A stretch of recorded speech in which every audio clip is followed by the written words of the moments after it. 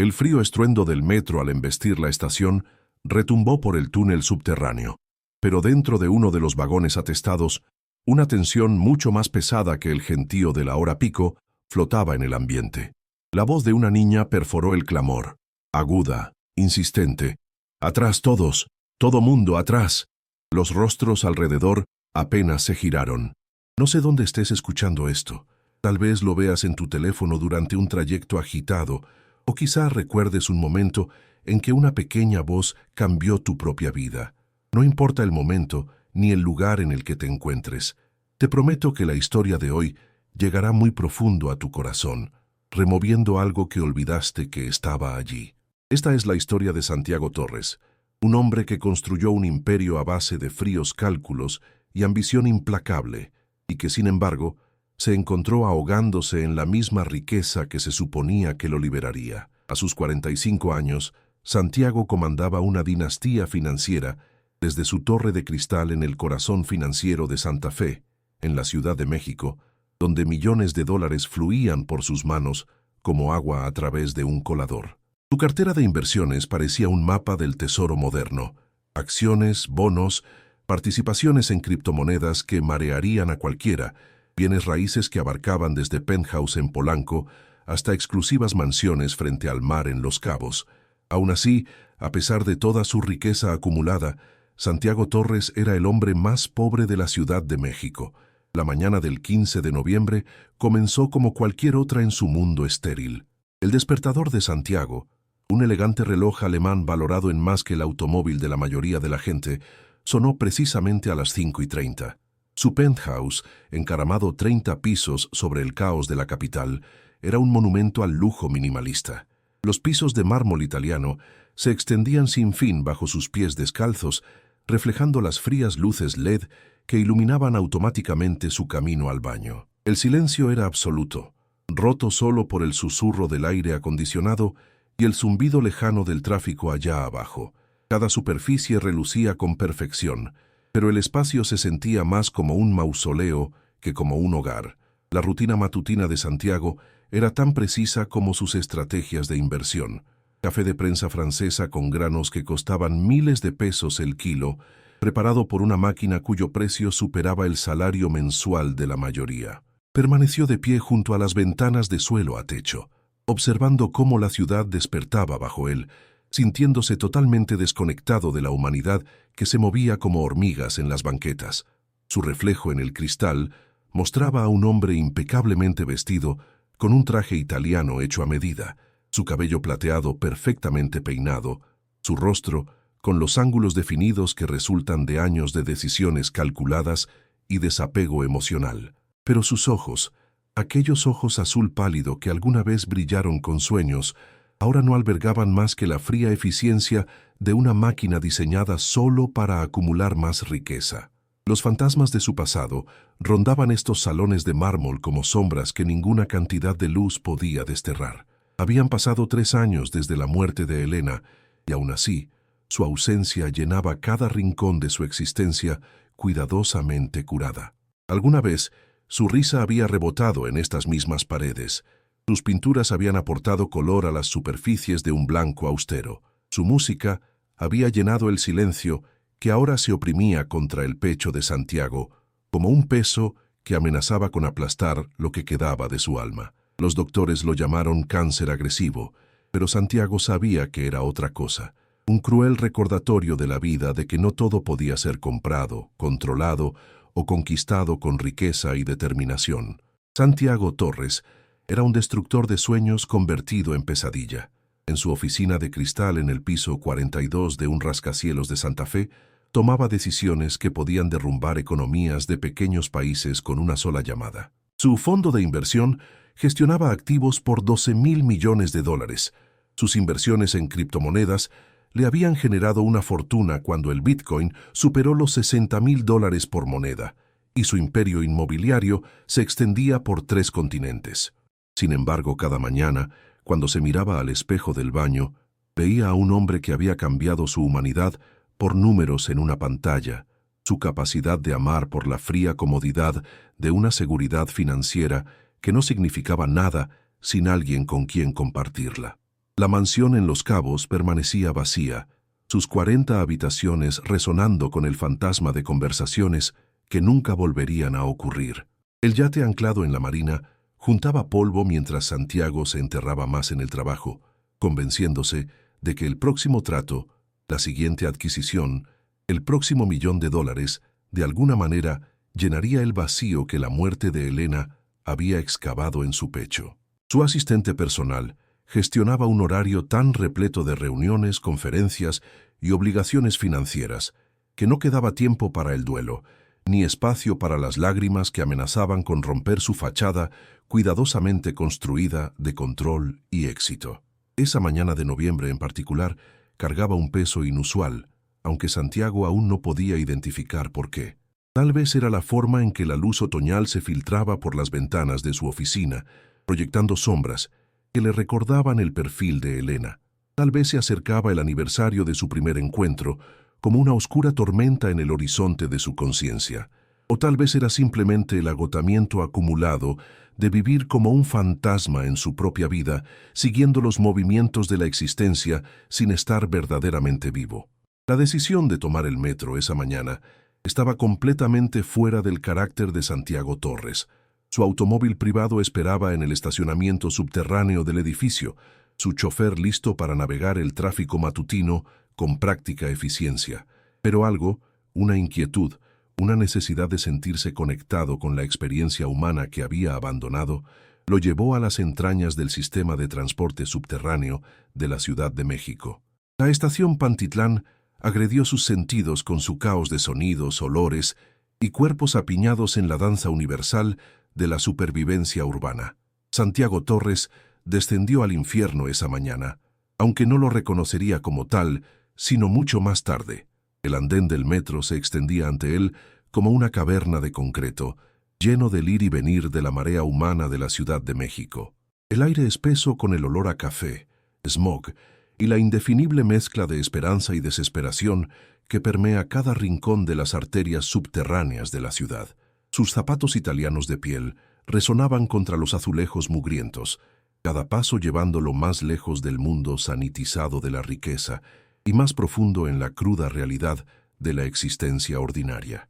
El tren que cambiaría la vida de Santiago Torres para siempre llegó a la estación con el chirrido de metal contra metal, sus puertas abriéndose para descargar un torrente de humanidad antes de engullir otra ola de pasajeros en su vientre mecánico. Santiago se encontró presionado contra cuerpos que normalmente evitaría, respirando aire compartido por personas cuyas luchas nunca había considerado, cuyos sueños y miedos existían en un universo paralelo al suyo de acciones, bonos y carteras de criptomonedas. En este momento, rodeado del hermoso caos de la vida humana, Santiago Torres estaba a punto de encontrar una fuerza que destrozaría sus barreras cuidadosamente construidas y le recordaría que algunas cosas en este mundo no pueden ser compradas, vendidas o controladas, solo pueden ser recibidas con un corazón abierto. El vagón se llenó con la familiar sinfonía de la hora pico matutina de la CDMX, el crujido de periódicos, los pitidos electrónicos de los celulares, conversaciones susurradas en una docena de idiomas, el rítmico traqueteo de las ruedas contra las vías. Santiago se colocó cerca de las puertas, su maletín de piel sujeto protectoramente contra su pecho como una armadura contra el caos circundante. Sus ojos recorrieron la multitud con la observación desapegada de un hombre que había pasado años analizando mercados y leyendo a la gente en busca de signos de debilidad u oportunidad. Fue entonces que la notó a ella, una pequeña figura de pie cerca del centro del vagón, su diminuta mano aferrada con firmeza a la de su madre. La niña no podía tener más de 8 años. Su ropa limpia, pero evidentemente gastada, zurcida con puntadas cuidadosas que hablaban de amor más que de dinero. Su cabello oscuro estaba recogido en sencillas trenzas, sujetas con ligas que ya habían visto días mejores, pero había algo en su presencia que exigía atención sin pedirla. Sus ojos, grandes, marrones e increíblemente profundos, parecían albergar una sabiduría que pertenecía a alguien mucho mayor, alguien que había visto tanto la belleza como la tragedia del mundo y de alguna manera había logrado aferrarse a la esperanza. La madre de la niña estaba a su lado, una mujer cuyo rostro portaba las marcas de una sabiduría ganada a pulso y una preocupación interminable. Su ropa era pulcra, pero raída, sus manos ásperas por un trabajo que Santiago solo podía imaginar. Sostenía la mano de su hija con la feroz protección de alguien que entendía que el amor era la única riqueza que realmente importaba. Cuando miraba a su hija, sus ojos se suavizaban con una ternura que Santiago no había visto desde los últimos días de Elena, un amor maternal puro que trascendía las circunstancias y hablaba de algo primordial y universal en la experiencia humana. El tren dio una sacudida, comenzando su viaje por los túneles subterráneos que conectaban una parte de la ciudad con otra, llevando su carga de sueños, decepciones y luchas diarias. Santiago se encontró estudiando a la niña con creciente curiosidad, notando la forma en que parecía existir en una burbuja de calma en medio del caos circundante. No se movía inquieta ni se quejaba, como lo harían la mayoría de los niños en condiciones tan concurridas. En cambio, observaba a los otros pasajeros con una especie de atención suave, como si estuviera memorizando sus rostros para algún propósito solo conocido por ella. A medida que el tren aceleraba, algo cambió en el comportamiento de la niña. Apretó su agarre en la mano de su madre y sus ojos comenzaron a revolotear por el vagón con creciente urgencia. Santiago observó cómo tiraba del abrigo de su madre, susurrando algo que se perdió en el ruido del tren en movimiento. La madre se inclinó, tratando claramente de entender, pero la agitación de la niña se hacía más evidente con cada segundo que pasaba. Otros pasajeros permanecieron ajenos al drama que se desarrollaba en medio de ellos, perdidos en sus propios mundos de celulares, periódicos y preocupaciones privadas. De repente, la voz de la niña cortó el ruido ambiental como una cuchilla a través de la seda. ¡Atrás, todos!, llamó su joven voz cargando una autoridad que parecía imposible dado su tamaño. ¡Todo mundo, atrás! Las palabras quedaron suspendidas en el aire, creando un momento de silencio atónito antes de que los sonidos habituales del metro volvieran a llenar el vacío. Los pasajeros levantaron la vista de sus celulares y periódicos, algunos con molestia, otros con curiosidad, la mayoría con la estudiada indiferencia que los capitalinos habían perfeccionado como mecanismo de supervivencia en su concurrido entorno urbano. Santiago sintió que sus labios se curvaban en una mueca que no intentó ocultar. Lo absurdo de la situación, una niña no más grande que un gorrión intentando dirigir un vagón lleno de adultos, le pareció divertido y patético a partes iguales. Después de años de comandar salas de juntas y tomar decisiones que afectaban miles de vidas, la idea de que alguien escuchara el balbuceo asustado de una niña pequeña de una familia que obviamente era de clase trabajadora le resultó ridícula. Su riqueza, su educación, su sofisticada comprensión de las complejidades del mundo le habían enseñado a descartar tales arrebatos emocionales como el dominio de los ingenuos e impotentes. «¿Qué tonterías está diciendo esta niña?», murmuró Santiago lo suficientemente alto como para que los que estaban a su alrededor lo escucharan, su voz llevando la crueldad casual de alguien acostumbrado a tener la razón en todo. Miró alrededor del vagón, buscando aliados en su diversión, encontrando algunas cabezas asintiendo y ojos en blanco de otros pasajeros que parecían compartir su evaluación de la situación. La urgencia de la niña le parecía nada más que el tipo de miedo irracional que los niños a menudo experimentaban cuando se enfrentaban a situaciones más allá de su comprensión. Pero incluso mientras Santiago se preparaba para descartar todo el episodio como una distracción menor de su rutina matutina, algo en los ojos de la niña captó su atención y la retuvo. No había pánico en esas oscuras profundidades, ni histeria infantil, ni comportamiento de búsqueda de atención. En cambio, había una especie de intensidad enfocada que le recordaba incómodamente la forma en que Elena solía mirar cuando intentaba explicar algo importante que él estaba demasiado ocupado o distraído para entender. Era una mirada que decía que el hablante poseía un conocimiento que trascendía lo obvio, que veía conexiones invisibles para aquellos que se basaban solo en la lógica y la evidencia. Santiago Torres había construido su fortuna sobre su capacidad para leer a las personas, para identificar sus debilidades y motivaciones, para predecir su comportamiento basado en un cuidadoso análisis de sus palabras y acciones. Sin embargo, Al mirar fijamente los ojos de esta niña, se encontró confrontado con algo que su mente analítica no podía categorizar ni descartar. Por solo un momento, su mueca vaciló, reemplazada por un destello de incertidumbre que rápidamente reprimió. Después de todo, razonó, ¿qué podría saber una niña de escasos recursos que él, con toda su educación y experiencia, no entendiera mejor? La madre de la niña tiró suavemente de la manga de su hija. Su propia vergüenza era obvia mientras intentaba calmar las súplicas cada vez más urgentes de la niña. «Vámonos, mi cielo», susurró, su voz llevando el cansancio de alguien que había pasado años tratando de proteger a su hija de un mundo que rara vez mostraba misericordia a los vulnerables. «No asustes a la gente». Los ojos de la mujer se encontraron con los de Santiago por un momento, y él vio en ellos una mezcla de disculpa y desafío. Disculpa por la interrupción de su hija, pero preparada para defender a su niña contra cualquier crítica o burla. Sin embargo, la niña parecía ajena a la incomodidad de su madre o a la creciente atención que su comportamiento atraía de sus compañeros de viaje.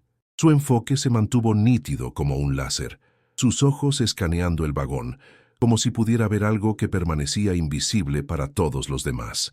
Cuando su mirada finalmente se fijó en la de Santiago, él sintió una sacudida inesperada de reconocimiento, como si alguna parte de su alma, que había enterrado bajo años de éxito financiero y adormecimiento emocional, fuera de repente llamada a la atención por una voz que había olvidado cómo escuchar. «¡Atrás!», repitió la niña, su voz elevándose por encima de los sonidos mecánicos del tren en movimiento. «Por favor, todos, muévanse hacia atrás». La urgencia en su tono era inconfundible ahora, cortando el ruido ambiental y obligando incluso a los pasajeros más distraídos a levantar la vista de sus mundos privados. Algunos se movieron ligeramente, respondiendo inconscientemente a la autoridad en su voz, mientras que otros permanecieron congelados en su lugar, inseguros de si debían tratar sus palabras como un juego de niños o algo más serio. Santiago sintió que su diversión se cristalizaba en algo más duro y cortante. El espectáculo de esta pequeña niña, tratando de comandar un vagón lleno de adultos, le pareció representativo de todo lo que había aprendido a despreciar de la naturaleza humana. La tendencia a invertir esperanza y significado en gestos impotentes, la voluntad de ser influenciado por la emoción en lugar de la razón, la ingenua creencia de que las buenas intenciones de alguna manera podrían alterar las duras realidades de un universo indiferente. Su risa, cuando llegó, fue aguda y deliberada, diseñada para desinflar la extraña tensión que las palabras de la niña habían creado en el vagón. «Vaya espectáculo, ¿eh?», anunció Santiago a nadie en particular, su voz llevando la confianza de alguien acostumbrado a ser escuchado y obedecido. Alguien asustó a la niña. Varios pasajeros se rieron en respuesta, agradecidos tal vez de que su propia incomodidad ante el comportamiento de la niña fuera validada por alguien que claramente poseía la autoridad de la educación y el éxito. La risa se propagó por el vagón como una ola, rompiendo cualquier hechizo que las palabras de la niña pudieran haber lanzado y devolviendo el trayecto matutino al reino de la interacción humana normal y predecible. Pero incluso mientras Santiago se regodeaba en la validación de sus compañeros de viaje, incluso mientras sentía que su visión del mundo era confirmada por su diversión compartida a expensas de la niña, algo le molestaba en los bordes de su conciencia. La niña no se había inmutado cuando comenzó la risa. No había estallado en lágrimas ni se había escondido detrás del abrigo de su madre, como lo harían la mayoría de los niños cuando se enfrentan a la burla adulta. En cambio, simplemente continuó mirándolo con esos ojos increíblemente profundos, como si pudiera ver a través de su costoso traje y su persona cuidadosamente construida, hacia algo debajo que incluso él había olvidado que existía. En ese momento, de pie en un vagón atestado bajo las calles de la capital, Santiago Torres se encontró en un concurso de miradas con una niña de 8 años, cuya ropa gastada costaba menos que la propina que dejaba a su barista cada mañana. Y por razones que no podía explicar, razones que su mente racional rechazaba incluso cuando su corazón reconocía su verdad, Santiago sintió como si fuera él quien estaba siendo juzgado y hallado falto. La mirada de la niña parecía despojarlo de su riqueza, sus logros, su imagen de éxito cuidadosamente cultivada, dejándolo expuesto como nada más que un hombre que había perdido el contacto con todo lo que hacía que la vida valiera la pena. El metro continuó su viaje a través de la oscuridad debajo de la Ciudad de México, llevando su carga de historias humanas hacia destinos desconocidos. Pero en ese vagón abarrotado, algo había cambiado en el espacio entre un acaudalado financiero y una niña humilde, algo que ni el dinero de Santiago ni su educación lo habían preparado para entender o controlar. Las palabras de la niña continuaron resonando en el ritmo mecánico de las ruedas contra las vías. ¡Atrás, todos! ¡Todo mundo! ¡Atrás! Y en algún lugar profundo del pecho de Santiago Torres, un corazón que había estado congelado durante 3 años, comenzó el lento y doloroso proceso de aprender a latir de nuevo. La burla de Santiago provocó ondas de risa en todo el vagón del metro. Sin embargo, bajo la superficie de su diversión cultivada, algo inesperado comenzó a agitarse. La inquebrantable compostura de la niña frente al ridículo adulto creó una disonancia cognitiva que su mente analítica luchó por procesar. Él había esperado lágrimas, tal vez ira, ciertamente el tipo de colapso emocional que validaría su descarte de sus extrañas advertencias. En cambio, ella simplemente se quedó allí con su madre, su pequeña mano aún levantada como si dirigiera fuerzas invisibles, su expresión serena a pesar del caos de ruido y movimiento que los rodeaba. Las semanas que siguieron se convirtieron en un ejercicio de fascinación renuente para Santiago Torres. Su rutina matutina, previamente tan predecible como el reloj atómico de su oficina, ahora incluía una variable inesperada: la presencia de esta niña y su madre en la misma ruta del metro. Al principio, se dijo a sí mismo que era mera coincidencia, el resultado natural de 2 personas que seguían horarios similares en la vasta red de transporte que conectaba a la fuerza laboral de la capital con sus obligaciones diarias. Pero a medida que noviembre se extendía a diciembre, Santiago comenzó a darse cuenta de que su decisión de tomar el metro se había vuelto menos sobre experimentar la humanidad común que había olvidado y más sobre observar a esta pequeña niña que parecía existir desafiando todo lo que su visión del mundo le decía que era posible. La niña se enteró por conversaciones escuchadas que su nombre era Sofía. Viajaba con su madre todas las mañanas, desde su departamento en Iztapalapa hasta la escuela donde la mujer trabajaba como asistente de intendencia. Su trayecto comenzaba antes del amanecer y terminaba después de que la mayoría de la gente se había instalado en sus oficinas, un viaje diario que hablaba de dedicación y sacrificio en pos de metas que la perspectiva privilegiada de Santiago no podía comprender del todo. Sin embargo, a pesar de las obvias dificultades reflejadas en su ropa gastada y su cuidadosa economía de movimiento, había algo en Sofía que irradiaba una especie de luz interior que ninguna cantidad de ropa de diseñador o accesorios costosos podría replicar.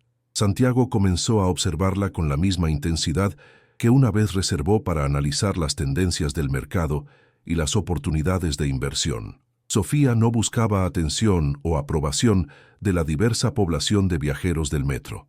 En cambio, se movía por su espacio compartido como un pequeño ángel de la guarda, ofreciendo su asiento a los pasajeros mayores sin que se lo pidieran, consolando a los bebés que lloraban con canciones suaves que parecían calmar incluso a los infantes más agitados, y de alguna manera siempre sabiendo exactamente dónde posicionarse para ayudar a las personas que luchaban con bolsas pesadas o problemas de movilidad. Sus acciones no se realizaban por reconocimiento o recompensa, fluían de ella tan naturalmente como la respiración, como si la amabilidad fuera una función esencial más que una elección consciente. Una mañana, a principios de diciembre, Santiago fue testigo de cómo Sofía ayudaba a un hombre ciego a navegar por el confuso laberinto de la estación Pantitlán. El hombre se había separado de su perro guía en el gentío de viajeros, su bastón blanco golpeando frenéticamente contra el suelo de azulejos mientras intentaba orientarse en el caos acústico de la terminal subterránea. Mientras docenas de personas pasaban corriendo, perdidas en sus propios destinos urgentes, Sofía simplemente apareció a su lado y comenzó a guiarlo con palabras suaves e indicaciones pacientes. No anunció su presencia ni hizo un espectáculo de su ayuda. Simplemente se convirtió en su ángel de la guarda temporal, conduciéndolo con seguridad a su andén antes de desaparecer de nuevo entre la multitud. Santiago se encontró estudiando esta interacción con la misma precisión analítica que aplicaba a los instrumentos financieros complejos. Lo que presenció desafió las suposiciones fundamentales sobre la naturaleza humana que habían guiado sus decisiones comerciales durante décadas. El comportamiento de Sofía sugería que el altruismo podía existir sin cálculo, que la amabilidad podía ofrecerse sin expectativa de retorno, que algunas personas podrían estar realmente motivadas por fuerzas distintas al interés propio o la ganancia personal. Estos conceptos amenazaban el fundamento filosófico sobre el cual Santiago había construido su imperio de riqueza y aislamiento emocional. A medida que el invierno se profundizaba y los andenes del metro se volvían más fríos, Santiago notó que otros cambios comenzaban a manifestarse en su existencia precisamente ordenada. El silencio de su penthouse, una vez un refugio bienvenido del ruido y el caos del distrito financiero, comenzó a sentirse opresivo en lugar de pacífico. Los pisos de mármol que habían representado la cúspide del diseño sofisticado ahora parecían estériles y poco acogedores. Lo más inquietante es que los relojes detenidos en toda su casa, congelados en el momento en que Elena había dado su último aliento, ya no proporcionaban la comodidad del tiempo suspendido, sino que se convertían en recordatorios evidentes de una vida que había dejado de progresar más allá del momento de su pérdida más profunda. Una mañana particularmente amarga, mientras Sofía y su madre subían a su vagón habitual, Santiago notó que la niña cantaba en voz baja para sí misma. La melodía era desconocida, pero inquietante, una simple tonada que parecía tejerse en el ritmo mecánico del tren en movimiento. Su voz, clara y dulce a pesar del ruido ambiental, llevaba palabras tanto en inglés como en lo que sonaba a español, creando una nana bilingüe que de alguna manera trascendía las barreras del idioma que a menudo dividían a la población internacional del metro. Varios pasajeros se encontraron escuchando, a pesar de sus intentos de mantener la indiferencia estudiada, que servía como armadura contra las demandas emocionales de la ciudad. La canción le recordó a Santiago los talentos musicales de Elena, la forma en que solía llenar su hogar con melodías de piano que bailaban en las paredes de un blanco austero e insuflaban vida a espacios que el dinero podía amueblar, pero solo el amor podía verdaderamente habitar. Se dio cuenta con una conmoción de que no podía recordar la última vez que había escuchado música por placer, en lugar de como ruido de fondo diseñado para enmascarar el silencio de su soledad. La simple nana de Sofía conllevaba más impacto emocional que el sofisticado sistema de sonido de su penthouse había entregado en los 3 años transcurridos desde la muerte de Elena. A medida que el tren se acercaba a la parada de Sofía, Santiago se encontró acercándose a donde ella estaba con su madre, impulsado por un impulso que no entendía del todo. La niña levantó la vista hacia él con esos ojos increíblemente sabios y sonrió, no la sonrisa practicada de alguien que busca un favor o ventaja, sino el tipo de expresión pura y sin complicaciones de buena voluntad que Santiago no había experimentado desde que era un niño. En ese momento, algo se resquebrajó en el hielo que se había formado alrededor de su corazón. Una fisura fina, como un cabello que amenazaba con extenderse y destrozar las cuidadosas barreras emocionales que había construido para protegerse de más pérdidas.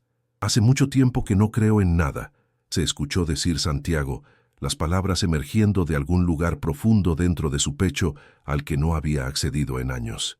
Su voz era áspera por la emoción reprimida, llevando el peso del dolor y el aislamiento que había estado cargando solo desde la muerte de Elena. La admisión lo sorprendió por su honestidad y vulnerabilidad, cualidades que no tenían cabida en las salas de juntas y conferencias telefónicas que comprendían su existencia diaria. La respuesta de Sofía fue inmediata y asombrosa en su simplicidad.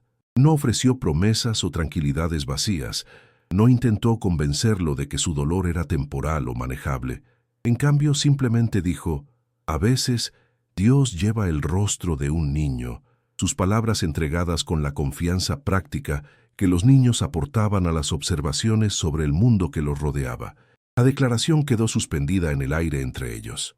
Ni sermón religioso ni argumento filosófico, sino más bien una suave invitación a considerar posibilidades que la mente racional de Santiago rechazaba automáticamente. El metro entró en la estación y Sofía y su madre se prepararon para desembarcar, comenzando su viaje diario desde el andén hasta la escuela donde les esperaban el deber y la necesidad económica. Mientras se movían hacia las puertas, Sofía se dio la vuelta para mirar a Santiago por última vez.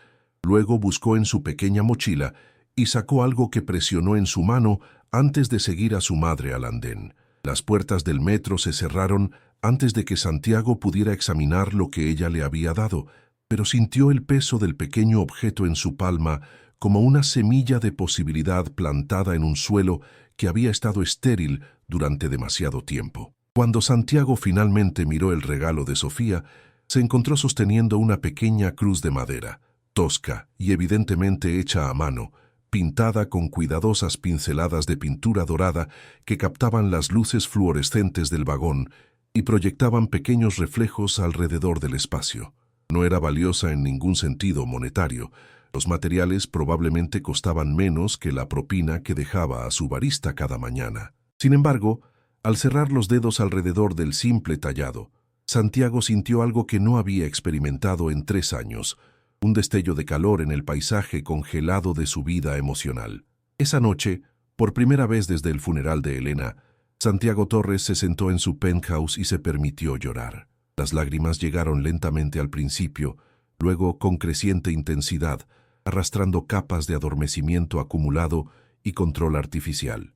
Lloró por Elena, por supuesto, pero también por sí mismo, por el hombre en el que se había convertido en sus esfuerzos por evitar el dolor de vivir, por los años que había desperdiciado escondiéndose detrás de la riqueza y el logro profesional, por las simples conexiones humanas que había sacrificado en pos de una seguridad que había resultado ser nada más que una ilusión elaborada. La cruz de madera yacía sobre su mesa de centro, una pequeña presencia en la vasta extensión de su sala minimalista. Parecía brillar con su propia luz, aunque Santiago sabía que eso era imposible. Era solo pintura y madera, moldeada por manos que probablemente habían aprendido su oficio por necesidad más que por ambición artística. Sin embargo, de alguna manera, este simple regalo de una niña que tenía todas las razones para acumular sus pocas posesiones preciosas había logrado iluminar rincones de su alma que habían estado oscuros durante demasiado tiempo. Santiago Torres, maestro del universo en términos financieros, había recibido un tesoro de alguien que no poseía nada, pero que lograba encarnar todo lo que la riqueza nunca podría comprar. La esperanza, descubrió Santiago, era una emoción peligrosa para alguien que había pasado años perfeccionando el arte del adormecimiento emocional. Sin embargo, a medida que el invierno lentamente daba paso a la primavera, se encontró esperando sus viajes matutinos en metro con una anticipación que no tenía nada que ver con el análisis de mercado o las reuniones de negocios.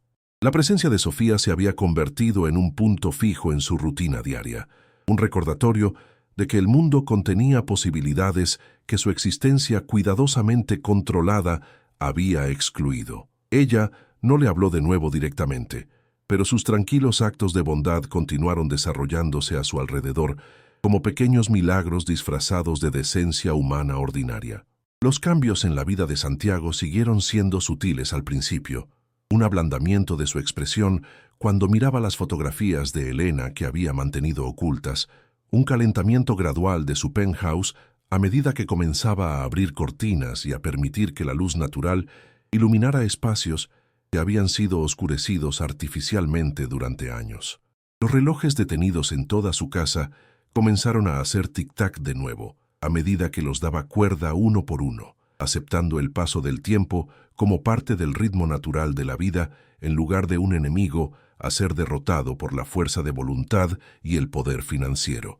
Pero la esperanza, como Santiago estaba a punto de aprender, rara vez llega sin sus pruebas acompañantes. El universo parecía decidido a desafiar su nueva apertura a la posibilidad, a obligarlo a elegir entre el adormecimiento seguro de su existencia anterior y el potencial incierto pero vibrante de una vida vivida en conexión con los demás. El misterioso regalo de Sofía había abierto una puerta que Santiago pensó que había sido sellada permanentemente, pero si él tendría el coraje de cruzar esa puerta, quedaba por ver. La mañana del 15 de marzo comenzó como cualquier otra en la rutina transformada de Santiago. La primavera había llegado temprano a la Ciudad de México, trayendo consigo el tipo de energía esperanzadora que hacía que incluso los residentes más cínicos creyeran que el cambio era posible. Santiago se vistió con su precisión habitual, pero ahora recogió la cruz de madera de Sofía de su mesita de noche y se la deslizó en el bolsillo de su chaqueta, un ritual que se había vuelto tan esencial como revisar sus teléfonos en busca de movimientos nocturnos del mercado de las bolsas internacionales. El pequeño símbolo tallado se había convertido en una especie de talismán, un recordatorio de que el significado podía existir independientemente del valor monetario.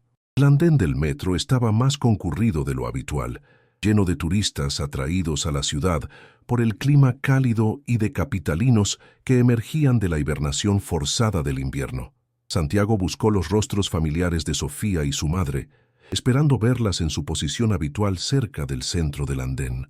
Pero a medida que tren tras tren llegaba y partía, llevando su carga de viajeros hacia sus diversos destinos, no había rastro de la niña que de alguna manera había logrado reiniciar su vida emocional.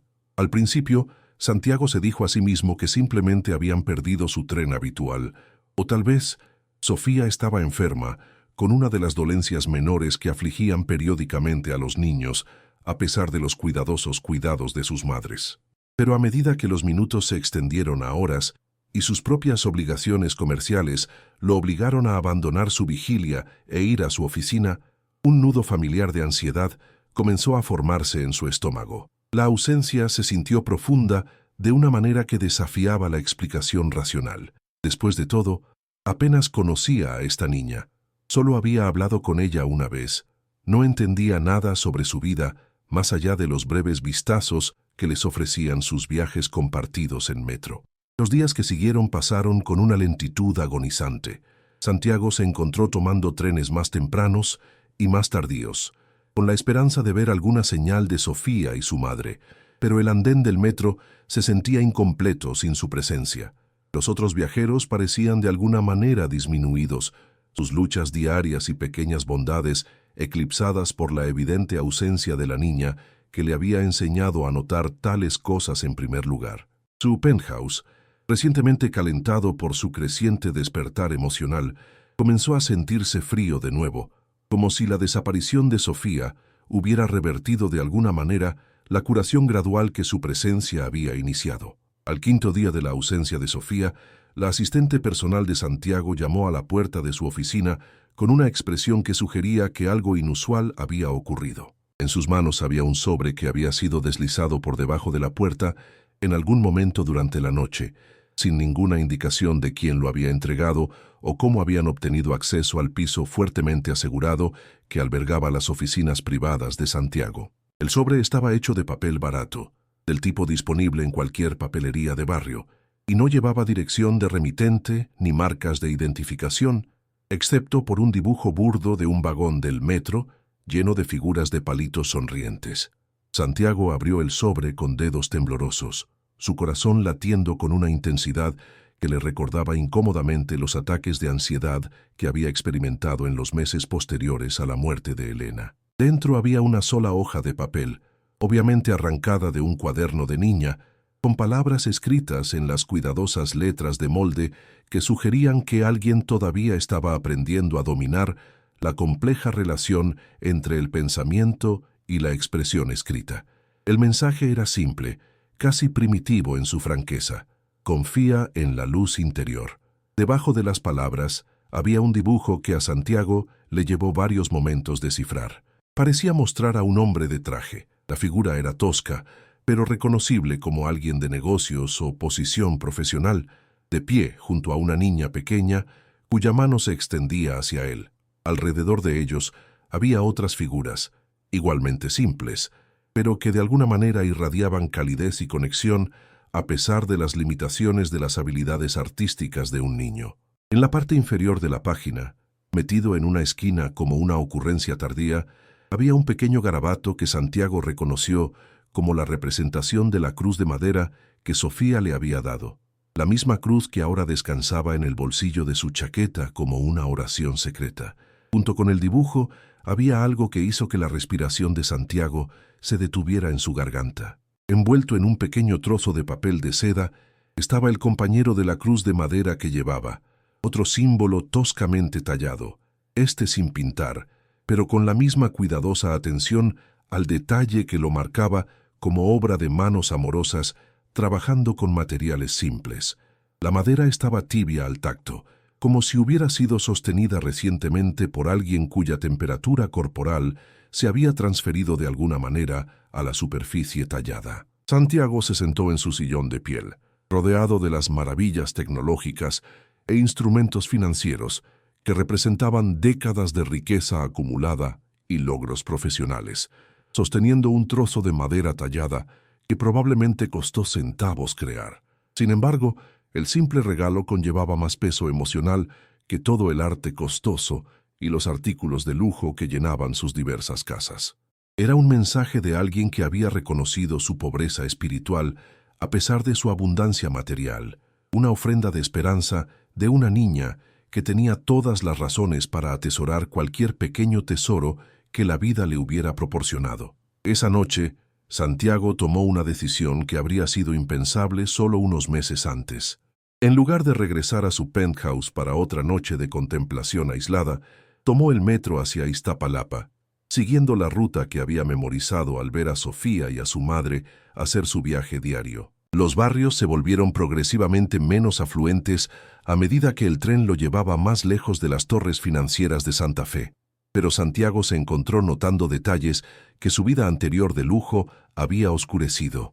La forma en que la luz de la tarde caía sobre los edificios de apartamentos que albergaban comunidades enteras, el sonido de los niños jugando en pequeños parques intercalados entre calles concurridas, los aromas de la comida cocinándose que hablaban de familias reunidas alrededor de las mesas para compartir comidas y conversaciones. Encontrar la dirección específica de Sofía requirió un trabajo de detective que los recursos habituales de Santiago no podían proporcionar. No podía simplemente contratar investigadores o usar sus conexiones financieras para localizar a una niña cuyo apellido no sabía. En cambio, se vio obligado a depender de las mismas interacciones humanas básicas que la mayoría de la gente daba por sentadas: hacer preguntas, seguir pistas, aceptar ayuda de extraños que no tenían ninguna razón para ayudarlo más allá de la bondad humana básica. La experiencia fue humillante y educativa para alguien acostumbrado a que cada una de sus necesidades fuera anticipada y satisfecha por personal remunerado. Cuando Santiago finalmente encontró el edificio de apartamentos donde vivía Sofía con su madre, descubrió un mundo que existía paralelo al suyo, pero que operaba de acuerdo con reglas y valores completamente diferentes. El edificio era viejo, pero estaba bien mantenido. Su fachada de ladrillo llevaba la pátina de décadas dedicadas a albergar familias trabajadoras que se enorgullecían de sus pequeños espacios, a pesar de las limitaciones económicas. Los niños jugaban en el patio, sus voces resonando en las paredes circundantes con el tipo de ruido alegre que el penthouse insonorizado de Santiago nunca había contenido. Residentes mayores se sentaban en escalones y balcones, observando el desarrollo de la tarde con la paciente satisfacción de las personas que habían aprendido a encontrar satisfacción en los placeres simples. El descubrimiento de la enfermedad de Sofía se produjo a través de una conversación con una vecina que reconoció la preocupación en las consultas cuidadosamente redactadas de Santiago sobre la niña y su madre. Sofía había sido hospitalizada con neumonía, una condición que sería fácilmente tratable para alguien con acceso a atención médica de primera calidad, pero potencialmente grave para una familia dependiente de la asistencia pública y de citas en clínicas programadas con semanas de anticipación. Su madre pasaba cada momento posible en el hospital, viajando de un lado a otro en autobuses y en el metro, mientras intentaba mantener su trabajo en la escuela y gestionar los crecientes gastos que acompañaban incluso a la atención médica de rutina. El primer instinto de Santiago fue resolver el problema de la forma en que resolvía todo, con dinero. Su riqueza podía cubrir fácilmente cualquier gasto médico, podía garantizar el acceso de Sofía a los mejores especialistas y habitaciones privadas que harían su recuperación lo más cómoda posible. Pero algo sobre la cruz de madera en su bolsillo, sobre el simple mensaje de confía en la luz interior, sugería que esta situación requería algo más complejo que la intervención financiera. Sofía le había dado un regalo que trascendía el valor monetario, y su respuesta tenía que honrar el espíritu de esa generosidad en lugar de simplemente abrumarla con una fuerza económica superior. La solución, cuando se le ocurrió a Santiago, fue tan simple como el propio enfoque de Sofía hacia la amabilidad, directa, sin complicaciones y enfocada en la necesidad humana inmediata en lugar de grandes gestos o estrategias complejas. Visitaría a Sofía en el hospital, no como un benefactor rico que distribuye caridad, sino como alguien cuya vida había sido tocada por su fe tranquila y su gentil sabiduría. Ofrecería lo que ella le había dado: presencia, atención y el tipo de cuidado que no dependía de recursos financieros, sino que fluía de una conexión humana genuina. La sala de niños del hospital público estaba a un mundo de distancia de las instalaciones médicas privadas que Santiago había utilizado durante la enfermedad de Elena. Las paredes estaban pintadas con colores alegres que no podían ocultar del todo la atmósfera institucional subyacente, y el aire llevaba el olor a desinfectante mezclado con la tristeza particular que parecía impregnar los lugares donde vidas jóvenes pendían de un hilo. Sin embargo, a pesar de las obvias limitaciones de recursos y financiación, la dedicación del personal médico era evidente en cada interacción. Su compromiso con sus pequeños pacientes trascendía cualquier limitación que sus condiciones de trabajo pudieran imponer. Santiago encontró a Sofía en una habitación que compartía con otros 3 niños, su pequeña figura casi perdida entre el equipo médico que monitoreaba y apoyaba su recuperación. Estaba despierta cuando él entró.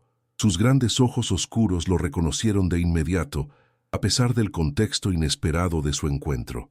Su madre estaba sentada junto a la cama, sosteniendo la mano de su hija con la feroz protección que Santiago había observado durante sus encuentros en el metro, pero ahora ensombrecida por el agotamiento y la preocupación que conllevaba ver a una niña luchar contra la enfermedad. «¿Viniste?», susurró Sofía, su voz ronca por la afección respiratoria que la había llevado a esta habitación estéril, pero aún con la misma autoridad suave que había comandado un vagón lleno de adultos a retroceder del peligro.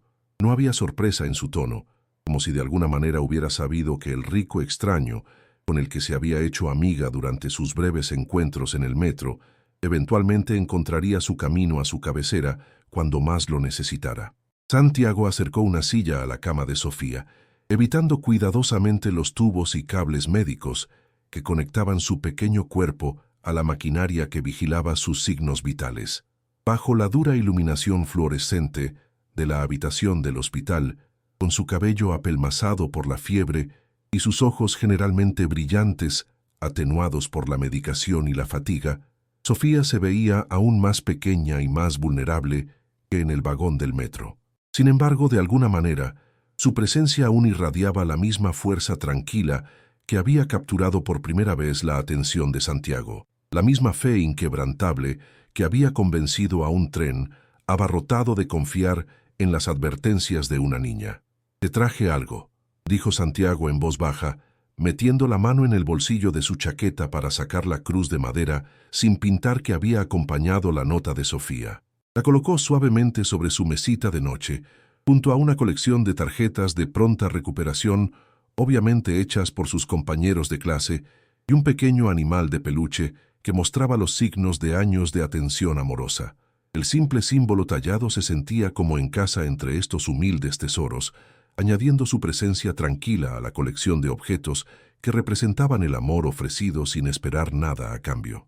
La sonrisa de Sofía cuando llegó valió más para Santiago que cualquier negocio exitoso o estrategia de inversión rentable que jamás haya sido. Era la sonrisa de alguien que había sido vista y reconocida, cuyo simple regalo había sido recibido con el respeto que merecía. Ella extendió la mano con dedos torpes por las vías intravenosas y tocó la cruz de madera. Su expresión sugería que entendía el significado de su regreso, no como un rechazo de su ofrenda, sino como la finalización de un círculo que había comenzado meses antes en un andén atestado del metro. «Sabía que la mantendrías a salvo», dijo Sofía. Sus palabras llevaban la certeza de alguien cuya fe nunca había sido defraudada, a pesar de vivir en circunstancias que podrían haber justificado el cinismo o la desesperación. Su declaración no trataba sobre la cruz de madera en sí, sino sobre algo mucho más valioso y frágil, la conexión entre dos almas que se habían encontrado a través de las barreras de edad, clase y circunstancia, unidas por su reconocimiento mutuo de la persistencia del amor en un mundo que a menudo parecía diseñado para aplastar tales tiernas posibilidades.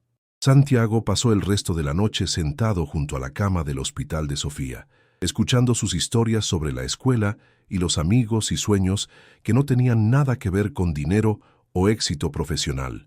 Su madre se relajó gradualmente al darse cuenta de que este rico extraño no representaba una amenaza para su hija.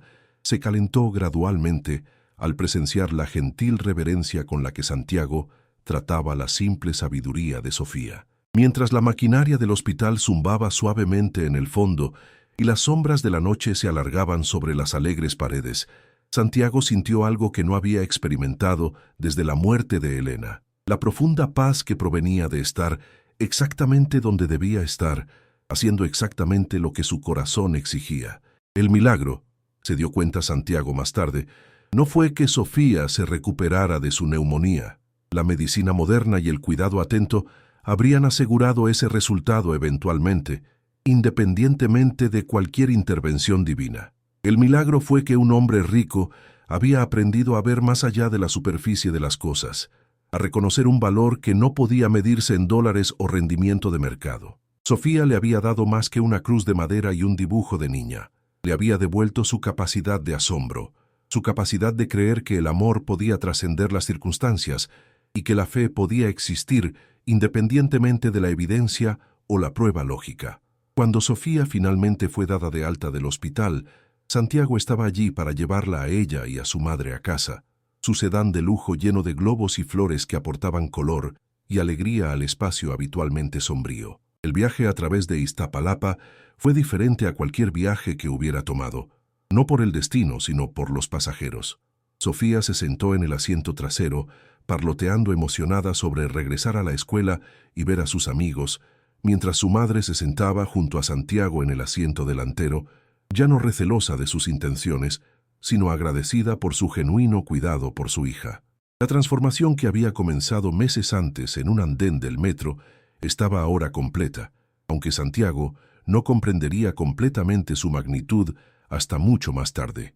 El hombre que se había burlado de las advertencias de una niña sobre un peligro invisible se había convertido en alguien que podía ver milagros escondidos en la bondad cotidiana. El financiero que había reducido toda interacción humana a cálculos de pérdidas y ganancias, había aprendido a valorar la conexión que no podía cuantificarse ni controlarse. El viudo que había detenido sus relojes para evitar confrontar el paso del tiempo, había comenzado a comprender que el amor no terminaba con la muerte, sino que continuaba fluyendo a través de cada acto de compasión y gracia. Mientras Santiago observaba a Sofía correr hacia su edificio de apartamentos, su energía y alegría, completamente restauradas, sintió la presencia de Elena más fuertemente que desde su muerte. No como un fantasma que perseguía su memoria, sino como una fuerza continua para el bien en el mundo, manifestándose a través de su voluntad de abrir su corazón a una niña que no había necesitado nada de él, excepto el reconocimiento de su valía. La cruz de madera en su bolsillo se sintió cálida contra su mano, un recordatorio de que algunos regalos solo podían ser recibidos por aquellos que habían aprendido a ver con sus corazones en lugar de con sus ojos. Los eventos de esa mañana de primavera 6 meses después serían reportados en los periódicos como una falla mecánica apenas evitada, una historia de pensamiento rápido por parte del personal del metro y el tipo de situación límite que recordaba a los capitalinos apreciar los complejos sistemas que movían a millones de personas de manera segura a través de las arterias subterráneas de la ciudad todos los días. Pero para Santiago Torres, de pie en un vagón atestado mientras la voz de Sofía volvía a cortar el caos, con advertencias que los adultos habían aprendido a acatar, era algo mucho más profundo. Era la prueba de que el amor podía obrar milagros y que la fe podía mover más que montañas. El tren que se acercaba al andén de la estación Pantitlán, esa mañana en particular, llevaba más pasajeros de lo habitual, el resultado de retrasos anteriores que habían comprimido el flujo normal de viajeros en una ventana de tiempo más pequeña. Santiago notó la densidad inusual de cuerpos en el vagón, la forma en que la gente se presionaba con la tolerancia resignada que mostraban los capitalinos cuando la infraestructura de la ciudad exigía paciencia y flexibilidad adicionales. Se había posicionado cerca de Sofía y su madre, habiendo aprendido meses antes que su presencia hacía soportables incluso las condiciones más concurridas. Sofía estaba de pie en silencio junto a su madre, su pequeña mano metida de forma segura en el agarre de la mujer mayor, pero Santiago podía ver la tensión comenzando a acumularse en su postura. Sus ojos se movían rápidamente por el vagón con creciente frecuencia, y su agarre en la mano de su madre se apretaba hasta que sus nudillos se mostraban blancos contra su piel morena. La misma intensidad enfocada que Santiago había aprendido a reconocer y respetar se estaba acumulando detrás de sus ojos oscuros, la misma conciencia de otro mundo que había capturado por primera vez su atención y finalmente cambió su vida. La aproximación del tren a la estación se sintió diferente de alguna manera, más rápida, más urgente, llevando una energía mecánica que parecía presionar contra las ventanas y vibrar a través del piso debajo de sus pies. Los años de experiencia de Santiago leyendo las fluctuaciones del mercado y analizando cambios sutiles en sistemas complejos lo habían entrenado para notar variaciones en patrones familiares. Y algo sobre el viaje de esta mañana le pareció fundamentalmente incorrecto. Sin embargo, los otros pasajeros parecían ajenos a cualquier peligro, perdidos en sus celulares y pensamientos privados, confiando en sistemas que no entendían para llevarlos a salvo a sus destinos. La voz de Sofía, cuando finalmente se elevó por encima del ruido ambiental, llevó toda la autoridad y urgencia que Santiago recordaba de su primer encuentro meses antes. Pero esta vez, en lugar de descartar sus palabras como tonterías infantiles, todo el vagón pareció responder con el tipo de obediencia instantánea que sugería el reconocimiento colectivo de una amenaza genuina. ¡Atrás todos!, llamó, su joven voz cortando el ruido mecánico como una cuchilla a través de la seda. Lejos de las puertas ahora. La respuesta fue inmediata y universal. Los pasajeros que se habían estado agolpando hacia las salidas se apartaron de repente de las puertas, presionándose juntos en el centro del vagón con el cumplimiento confuso, pero completo, de las personas que habían aprendido a confiar en sus instintos incluso cuando sus mentes racionales no podían explicar sus acciones. Santiago se encontró empujando hacia atrás con el resto, su costoso traje rozando los abrigos y chaquetas gastadas de la gente trabajadora cuyas vidas se habían cruzado con la suya a través de circunstancias que todavía se sentían milagrosas a pesar de su creciente familiaridad.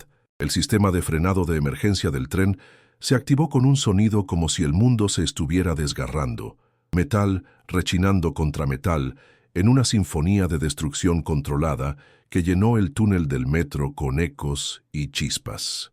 El vagón se tambaleó hacia adelante y luego hacia atrás, arrojando a los pasajeros unos contra otros en un breve momento de caos que podría haber sido trágico, pero que en cambio se convirtió en testimonio del poder de la confianza colectiva en algo más allá de la comprensión racional. El chirrido de los frenos llenó cada espacio disponible con un ruido que parecía provenir de la tierra misma, un grito mecánico que ahogó las voces individuales y redujo el complejo entorno urbano a sus elementos más básicos. Cuando el tren finalmente se detuvo, todavía sobre las vías, pero a escasos centímetros de un descarrilamiento catastrófico que habría acaparado los titulares de todo el mundo, el silencio que siguió se sintió casi sagrado. Santiago podía escuchar su propio latido, la respiración rápida de sus compañeros de viaje, los pequeños sonidos de personas que se revisaban en busca de lesiones y encontraban, en cambio, el profundo alivio que venía con la salvación inesperada. El vagón del metro que podría haberse convertido en un ataúd de metal se había transformado en un santuario, protegido por fuerzas que ninguna cantidad de ingeniería o regulación de seguridad podría haber proporcionado. Sofía estaba de pie en el centro del vagón. Su pequeña figura de alguna manera comandaba la atención de cada adulto a su alrededor, a pesar de su obvia juventud y humildes circunstancias. Su rostro no mostraba triunfo o satisfacción por haber sido escuchadas sus advertencias, ningún orgullo infantil por haber demostrado tener razón sobre peligros que personas mayores y supuestamente más sabias no habían reconocido. En cambio, miró alrededor del vagón con la misma dulce compasión que había atraído la atención de Santiago por primera vez, verificando a sus compañeros de viaje con el cuidado instintivo de alguien cuya principal preocupación era siempre el bienestar de los demás. Santiago sintió lágrimas corriendo por su rostro, no lágrimas de miedo o alivio por haber evitado el daño físico, sino lágrimas de profunda gratitud por el regalo de presenciar el amor en acción. Las advertencias de Sofía no habían sido para demostrar su conocimiento especial o buscar atención por sus habilidades inusuales. Habían sido para proteger a personas que le importaban, extendiendo su círculo de preocupación para incluir a extraños que no compartían nada con ella, excepto su humanidad común y su trayecto matutino a través de las arterias subterráneas de la Ciudad de México. A medida que el personal de emergencia llegaba y comenzaba el proceso de evacuación del tren dañado, Santiago se encontró de pie junto a Sofía y su madre en la creciente multitud de viajeros desplazados. Los tres se habían unido por algo más fuerte que los lazos de sangre o los contratos financieros. Estaban conectados por su experiencia compartida de la misericordia, su reconocimiento mutuo de que la vida contenía posibilidades que trascendían la explicación racional o el análisis científico. «Gracias», susurró Santiago a Sofía, su voz apenas audible por encima del ruido de las operaciones de rescate y las conversaciones de los pasajeros. Las palabras se sintieron inadecuadas para expresar lo que sentía. Gratitud no solo por la seguridad física, sino por el regalo de la fe restaurada, por el recordatorio de que el universo todavía contenía misterios que el dinero no podía resolver y la educación no podía explicar. Sofía lo miró con esos ojos increíblemente sabios y sonrió. Su expresión sugería que las gracias eran innecesarias porque el amor dado libremente nunca espera nada a cambio. Los informes periodísticos del cuasi desastre se centrarían en fallas mecánicas y la rápida respuesta de los funcionarios de transporte, tratando el incidente como otro ejemplo de los complejos desafíos que implica mover a millones de personas a través de una infraestructura envejecida. Pero Santiago sabía que la verdadera historia nunca podría contarse en columnas periodísticas o reportes oficiales. La verdadera historia era sobre una niña cuya fe había movido montañas, cuyo amor había creado milagros, cuyas simples advertencias habían salvado vidas, porque los adultos finalmente habían aprendido a escuchar con sus corazones en lugar de con sus cabezas. Mientras Santiago caminaba por las calles de la capital esa mañana, su trayecto cambiado para siempre, por eventos que vivirían en su memoria hasta el día de su muerte, sintió la presencia de Elena rodeándolo como un cálido abrazo.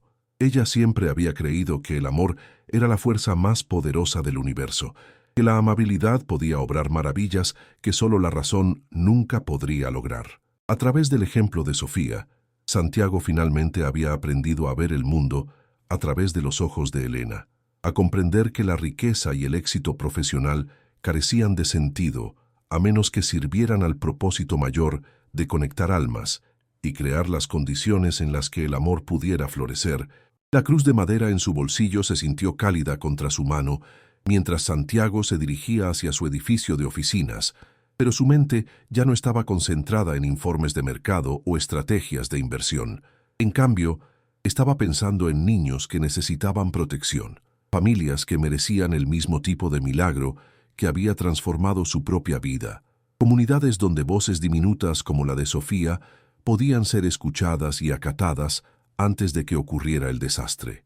Santiago Torres había sido salvado por el amor disfrazado de advertencia de una niña, y ahora era su turno de asegurar que otras almas necesitadas de salvación pudieran encontrar sus propios mensajeros del cielo. La transformación de Santiago Torres no ocurrió de la noche a la mañana. aunque las semillas del cambio se habían plantado meses antes en un vagón atestado del metro bajo las calles de la Ciudad de México. En las semanas posteriores al cuasi desastre, que había sido evitado por las misteriosas advertencias de Sofía, Santiago se encontró experimentando una inquietud que ninguna cantidad de éxito financiero podía satisfacer.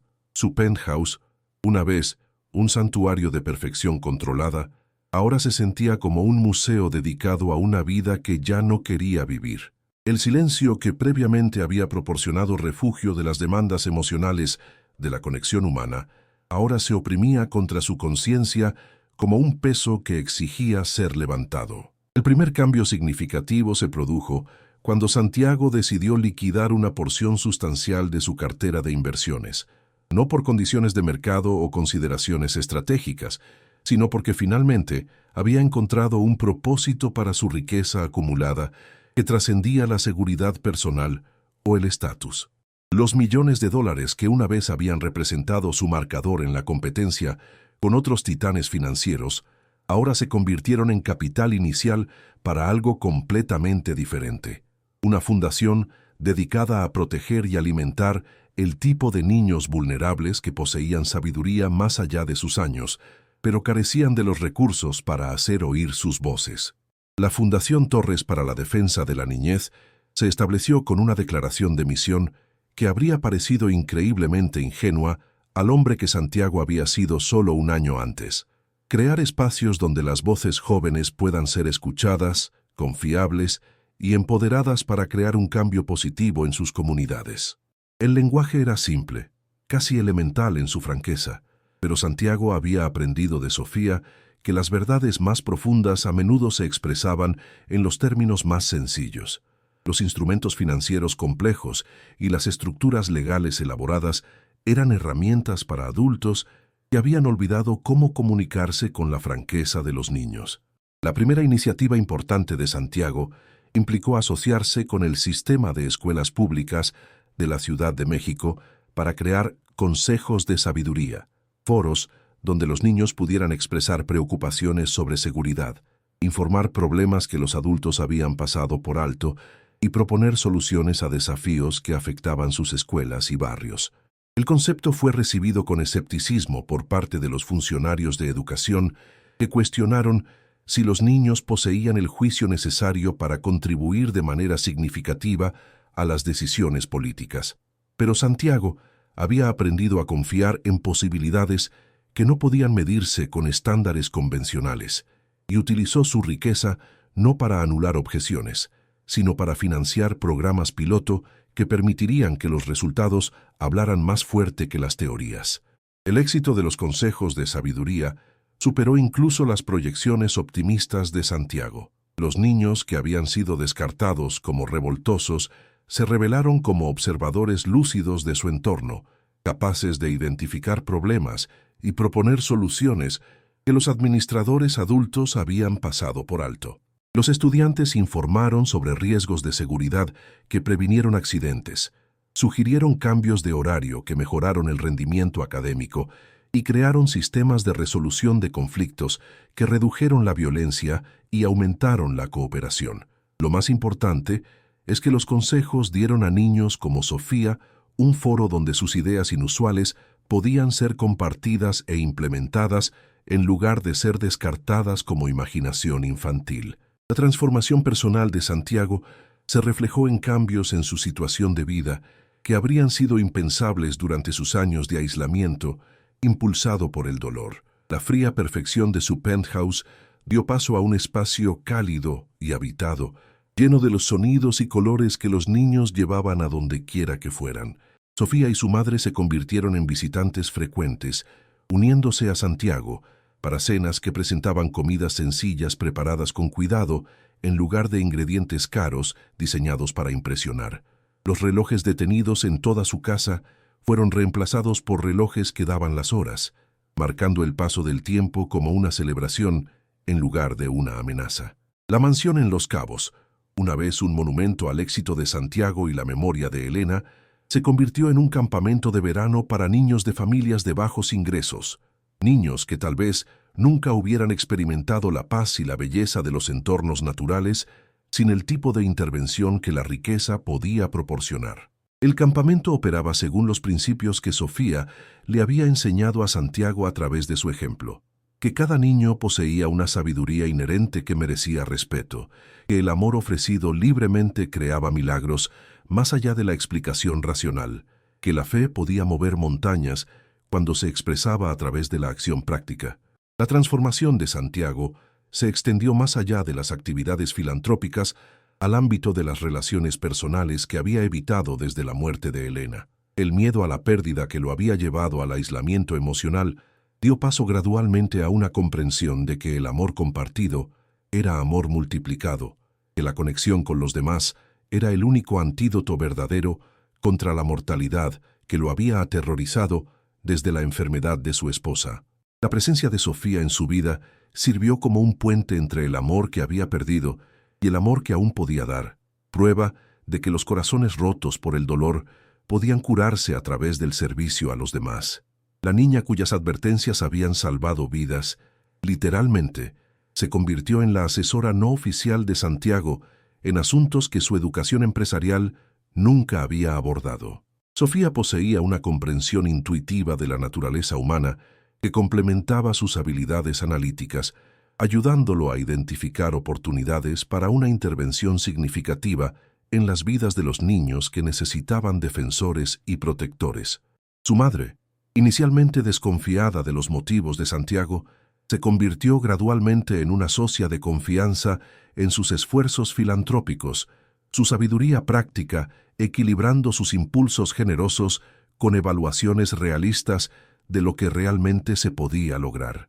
A medida que la Fundación de Santiago crecía y evolucionaba, atrayendo la atención de otras personas ricas que habían estado buscando formas significativas de utilizar sus recursos, comenzó a comprender que su experiencia con Sofía representaba algo más grande que una transformación personal. En todo el país, había otros niños cuyas voces necesitaban ser escuchadas, otros adultos cuyos corazones habían sido congelados por la pérdida o la decepción, otras comunidades donde la sabiduría de los jóvenes podía proporcionar soluciones que la experiencia de los adultos había pasado por alto. La gala anual de la Fundación Torres se convirtió en uno de los eventos de caridad más codiciados de la capital, atrayendo a celebridades, políticos y líderes empresariales que contribuían con millones de dólares para apoyar programas que daban voz a los niños en las decisiones que afectaban sus vidas. Pero la parte favorita de Santiago de estos elaborados eventos de recaudación de fondos era siempre el momento en que los niños de los consejos de sabiduría subían al escenario para compartir sus historias y conocimientos. Sus presentaciones simples y directas conmovían consistentemente a las audiencias hasta las lágrimas y recordaban a los adultos sofisticados verdades que habían olvidado en su búsqueda de éxito y estatus. Sofía, ahora de 9 años y aún más elocuente de lo que había sido durante sus encuentros en el metro, se convirtió en una oradora frecuente en los eventos de la Fundación. Sus presentaciones nunca se centraron en su papel de salvar la vida de Santiago o prevenir el desastre del metro que podría haber cobrado múltiples víctimas. En cambio, habló sobre la importancia de escuchar a los niños, de confiar en los instintos de los jóvenes sobre su entorno, de crear comunidades donde la sabiduría pudiera fluir en todas las direcciones en lugar de simplemente de viejo a joven. La relación entre Santiago y Sofía evolucionó a medida que ella crecía, pasando de patrono y beneficiaria a una amistad genuina basada en el respeto mutuo y el compromiso compartido de proteger a los niños vulnerables. Santiago descubrió que la misteriosa habilidad de Sofía para sentir el peligro era solo una manifestación de una inteligencia emocional más amplia que le permitía leer personas y situaciones con notable precisión. Ella se convirtió en su consultora informal sobre las decisiones de la Fundación, ayudándolo a identificar qué programas realmente servían a las necesidades de los niños y qué iniciativas simplemente satisfacían las suposiciones adultas sobre lo que los jóvenes requerían. La salud de Santiago, que se había deteriorado durante sus años de dolor y aislamiento, mejoró drásticamente a medida que se restauraba su sentido de propósito. El insomnio crónico que lo había plagado desde la muerte de Elena desapareció cuando sus días se llenaron de actividad significativa en lugar de rutina vacía. Su presión arterial se normalizó a medida que el estrés fue reemplazado por el tipo de desafío productivo que su mente y cuerpo anhelaban. Lo más importante es que la depresión que había ensombrecido su existencia se levantó a medida que se reconectaba con la alegría que provenía de usar sus habilidades al servicio de algo más grande que el avance personal. La cruz de madera que Sofía le había dado durante su primera conversación permaneció en el bolsillo de la chaqueta de Santiago, un recordatorio del momento en que había comenzado su transformación. Con el tiempo, se había vuelto lisa por el manejo, sus bordes ásperos desgastados por el contacto constante con sus dedos durante momentos de decisión o contemplación. El simple símbolo tallado sirvió como una piedra de toque que lo conectaba con la fe que había salvado su vida. No fe religiosa en ningún sentido convencional, sino fe en la posibilidad de que el amor pudiera triunfar sobre la desesperación, que la sabiduría pudiera emerger de fuentes inesperadas, que los milagros pudieran manifestarse a través de la bondad humana ordinaria. A medida que Santiago se acercaba a su 50º cumpleaños, se encontró reflexionando sobre el hombre en el que se había convertido frente al hombre que había sido antes de que Sofía entrara en su vida. El cambio fue tan profundo que su yo anterior parecía una persona completamente diferente, alguien que apenas reconocía a pesar de compartir los mismos recuerdos y experiencias. El financiero calculador que se había burlado de las advertencias de una niña había sido reemplazado por alguien que entendía que las inversiones más valiosas no podían medirse en dólares o rendimiento de mercado, sino en los impactos que tenían en las vidas humanas y las comunidades. El trabajo de la Fundación se expandió más allá de la Ciudad de México para incluir programas en otras áreas urbanas importantes donde las voces de los niños necesitaban amplificación y protección. La riqueza de Santiago, una vez centrada en acumular activos por sí mismos, ahora fluía hacia iniciativas que creaban un cambio duradero en las vidas de los jóvenes que de otra manera podrían haber sido pasados por alto o silenciados.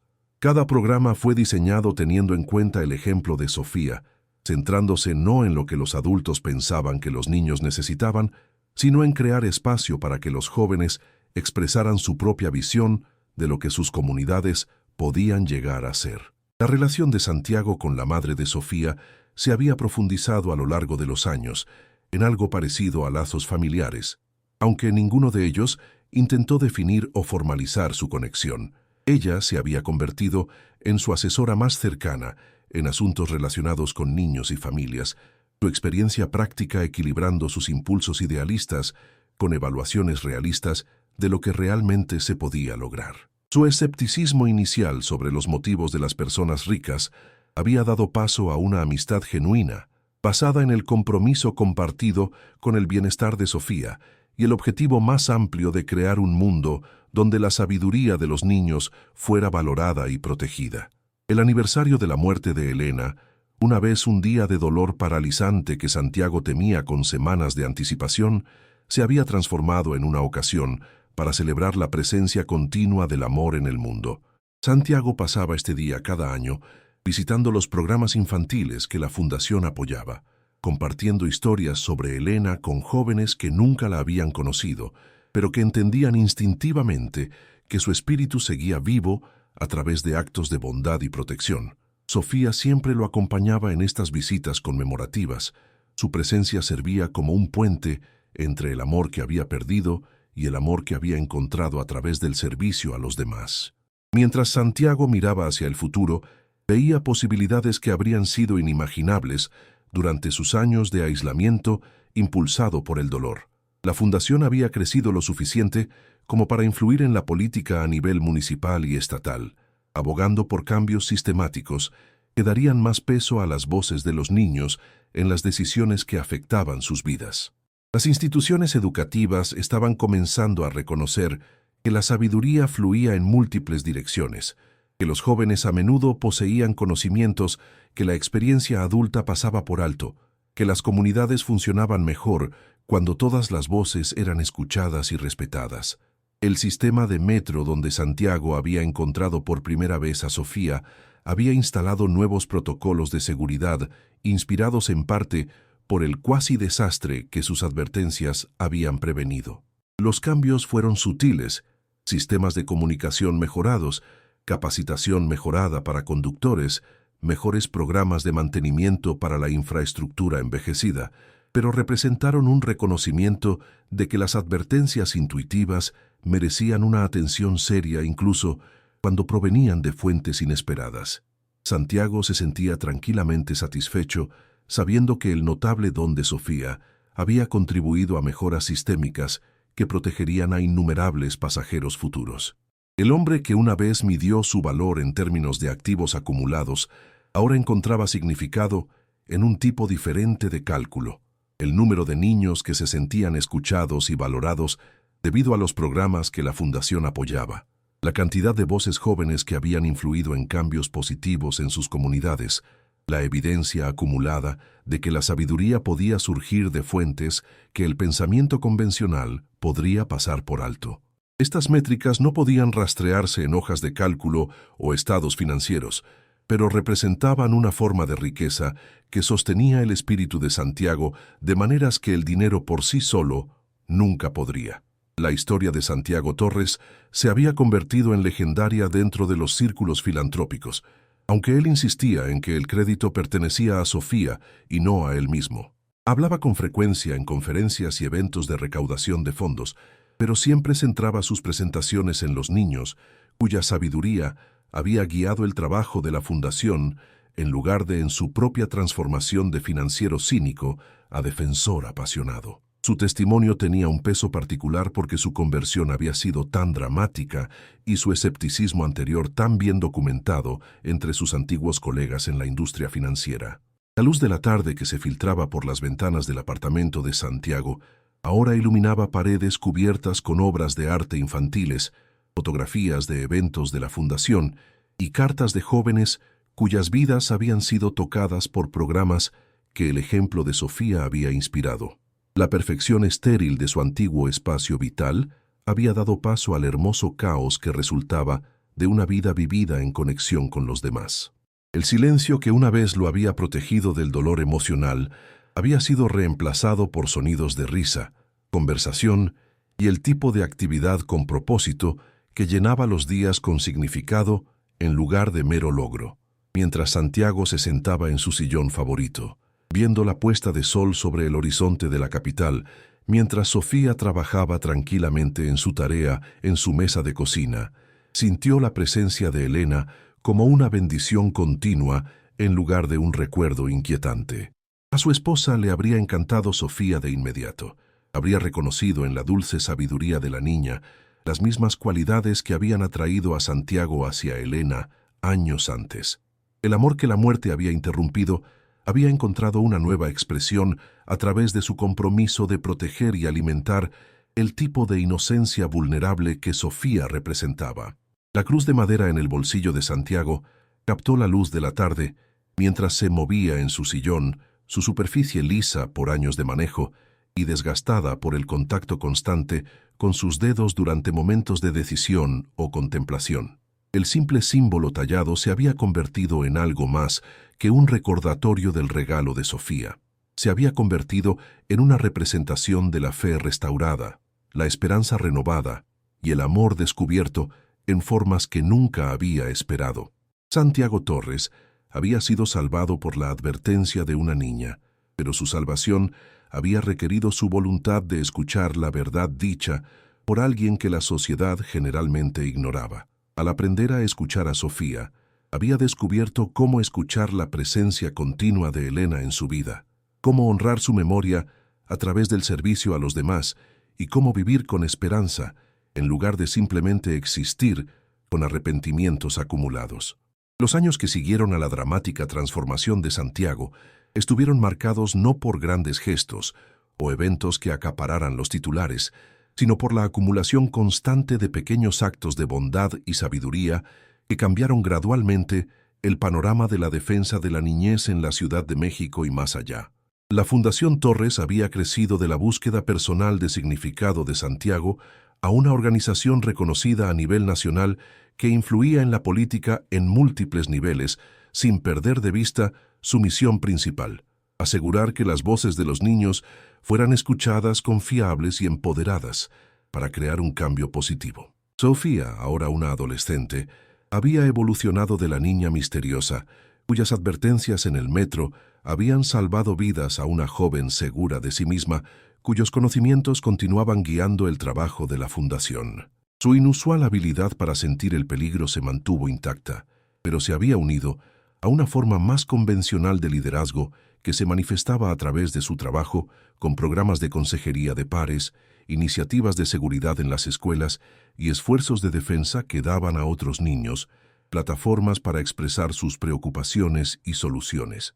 La relación entre Santiago y la familia de Sofía se había profundizado con el tiempo en lazos que trascendían las categorías tradicionales de amistad o mentoría. La madre de Sofía se había convertido en la asesora más cercana de Santiago en todos los asuntos relacionados con niños y familias, su sabiduría práctica sirviendo como un control constante de sus impulsos filantrópicos, mientras que su apoyo inquebrantable lo alentaba a soñar más grande y llegar más lejos. Sus cenas semanales se habían convertido en tiempo sagrado para planificar iniciativas de la fundación, compartir historias sobre éxitos de programas y mantener las conexiones personales que mantenían su trabajo basado en relaciones humanas en lugar de metas caritativas abstractas. El espacio vital personal de Santiago reflejaba la naturaleza continua de su transformación de viudo aislado a miembro de la comunidad comprometido. Su apartamento se había convertido en una sede informal para las actividades de la fundación, con dormitorios convertidos en oficinas donde el personal podía trabajar en el desarrollo de programas, y su comedor regularmente albergaba sesiones de planificación con niños y adultos, trabajando juntos en iniciativas que afectaban a barrios enteros. La fría perfección de su antiguo estilo de vida había sido reemplazada por el caos cálido que resultaba de una vida vivida al servicio de los demás. El Día Anual de la Memoria, establecido para honrar la memoria de Elena, mientras se celebraba el trabajo continuo de la Fundación, se había convertido en uno de los eventos de caridad más conmovedores de la capital. A diferencia de las galas típicas de recaudación de fondos, centradas en entretener a donantes ricos, esta reunión se centró en el testimonio de niños cuyas vidas habían sido cambiadas por programas de la Fundación, adultos que habían aprendido a escuchar más atentamente las voces jóvenes y comunidades que habían sido fortalecidas por iniciativas que tomaban en serio la sabiduría de los niños. Sofía siempre hablaba en estos eventos, sus presentaciones evolucionando a lo largo de los años, de simples expresiones de gratitud a análisis sofisticados de cómo la sociedad podía proteger y empoderar mejor a sus miembros más jóvenes. El enfoque de Santiago hacia la gestión de la riqueza había sido revolucionado por su creciente comprensión de que el dinero era simplemente una herramienta para crear condiciones donde el amor pudiera florecer. Su estrategia de inversión ahora se centraba en empresas e iniciativas que se alineaban con los valores de la Fundación, eligiendo el impacto social a largo plazo sobre los retornos financieros a corto plazo. Este enfoque había demostrado ser sorprendentemente rentable, ya que las empresas que realmente se preocupaban por sus comunidades y empleados tendían a superar a los competidores puramente impulsados por las ganancias con el tiempo. Santiago había descubierto que hacer el bien y que le fuera bien no eran objetivos mutuamente excluyentes, eran socios naturales cuando se abordaban con integridad y visión a largo plazo. El sistema de metro donde Santiago había encontrado por primera vez a Sofía se había convertido en una especie de lugar de peregrinación para los partidarios de la Fundación, aunque Santiago desalentaba el tipo de pensamiento místico que podría tratar el lugar como inherentemente sagrado. El verdadero milagro, insistía, no era que una niña hubiera poseído un conocimiento sobrenatural sobre un peligro inminente, sino que los adultos hubieran aprendido a confiar en los instintos y conocimientos de los jóvenes sobre su entorno. Los programas de seguridad del transporte de la Fundación habían sido fundamentales para prevenir numerosos accidentes y mejorar la comunicación entre los trabajadores de tránsito y los pasajeros de todas las edades. La trayectoria educativa de Sofía había sido cuidadosamente planificada para nutrir sus dones únicos, al tiempo que le proporcionaba las credenciales académicas convencionales que le permitirían seguir cualquier camino profesional que le atrajera a medida que maduraba. Santiago había establecido un fondo de becas para asegurar que Sofía y niños como ella pudieran acceder a las mejores oportunidades educativas disponibles, pero tuvo cuidado de nunca imponer sus propias expectativas o suposiciones sobre lo que constituía el éxito. Las iniciativas educativas de la Fundación se centraron en crear espacio para que los niños desarrollaran sus talentos e intereses naturales, en lugar de obligarlos a encajar en moldes predeterminados. El aspecto más gratificante de la vida transformada de Santiago fue ver a Sofía crecer en su papel como puente entre las perspectivas de adultos y jóvenes sobre los desafíos de la comunidad. Su capacidad para traducir las preocupaciones de los niños a un lenguaje que los adultos pudieran entender, mientras ayudaba simultáneamente a los jóvenes a apreciar las limitaciones y complejidades que daban forma a la toma de decisiones de los adultos, la convirtió en una mediadora invaluable en situaciones donde los conflictos generacionales amenazaban con descarrilar el cambio positivo. Ella se había convertido en la prueba de que la sabiduría podía fluir en todas las direcciones cuando las personas se acercaban entre sí con respeto y curiosidad genuina sobre diferentes perspectivas. La salud de Santiago continuó mejorando a medida que su sentido de propósito se profundizaba y sus conexiones con los demás se fortalecían. Los problemas cardíacos que se habían desarrollado durante sus años de dolor y aislamiento se habían resuelto por completo. Su presión arterial se había normalizado y sus niveles de energía habían vuelto a los de un hombre mucho más joven. Su médico atribuyó estas mejoras a la reducción del estrés y al aumento de la actividad física, pero Santiago sabía que el verdadero agente curativo había sido la restauración del significado y la conexión en su existencia diaria. Había aprendido que los corazones podían, literalmente, repararse a través del amor dado y recibido. La influencia de la Fundación se había expandido más allá de los programas de servicio directo para incluir iniciativas de investigación que documentaban las perspectivas únicas que los niños aportaban a la resolución de problemas comunitarios. Los estudios académicos financiados por subvenciones de la Fundación Torres habían proporcionado evidencia empírica de que los niños a menudo identificaban riesgos de seguridad, problemas sociales y soluciones innovadoras que los profesionales capacitados pasaban por alto.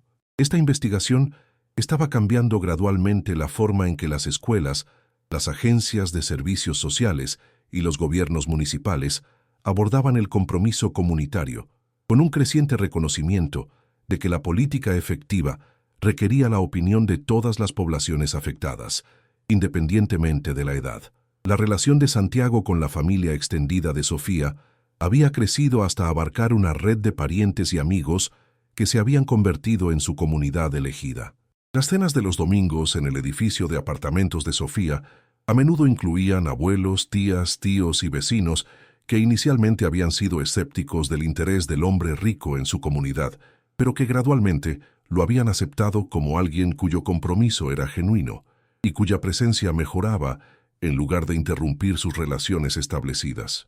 Estas reuniones proporcionaron a Santiago conocimientos sobre la dinámica familiar y los valores comunitarios que su entorno privilegiado nunca le había permitido experimentar de primera mano. La expansión internacional de los programas de la Fundación Torres había llevado a Santiago y a Sofía a países donde los niños enfrentaban desafíos que hacían que los problemas urbanos de la capital parecieran manejables en comparación. Estos viajes habían profundizado su comprensión mutua de cómo operaban los privilegios y la pobreza a escalas globales, al tiempo que reforzaban su compromiso compartido de crear condiciones donde las voces jóvenes pudieran influir en las decisiones que afectaban a sus comunidades.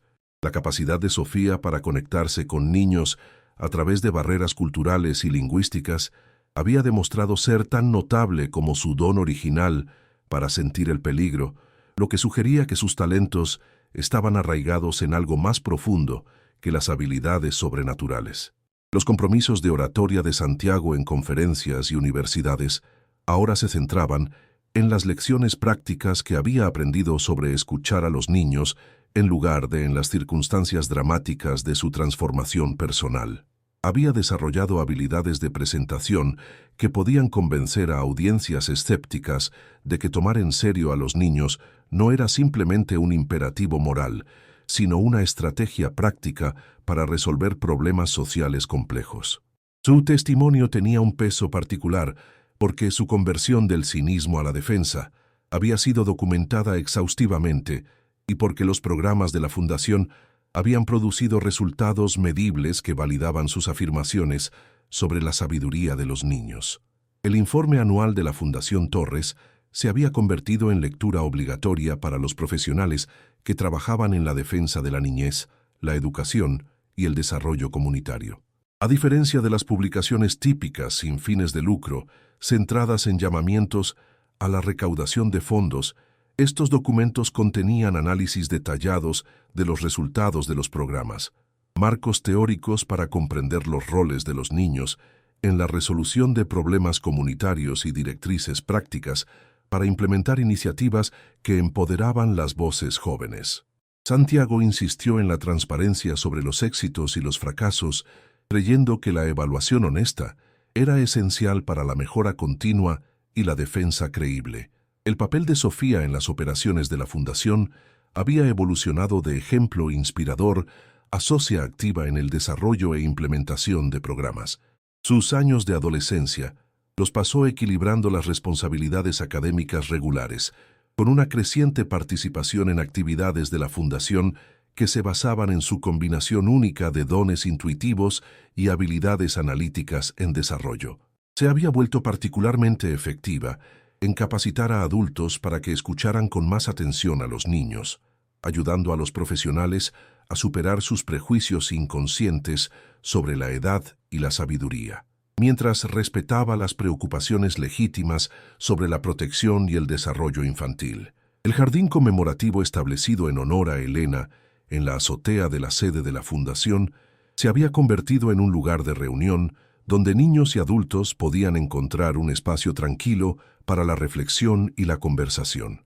Sofía había diseñado gran parte del diseño del jardín, eligiendo plantas y elementos de diseño que creaban un ambiente donde las personas podían sentirse protegidas y conectadas con el paisaje urbano más grande que las rodeaba. El espacio sirvió como un recordatorio de que el crecimiento y la belleza podían surgir de la pérdida y que el amor continuaba nutriendo una nueva vida incluso después de la muerte.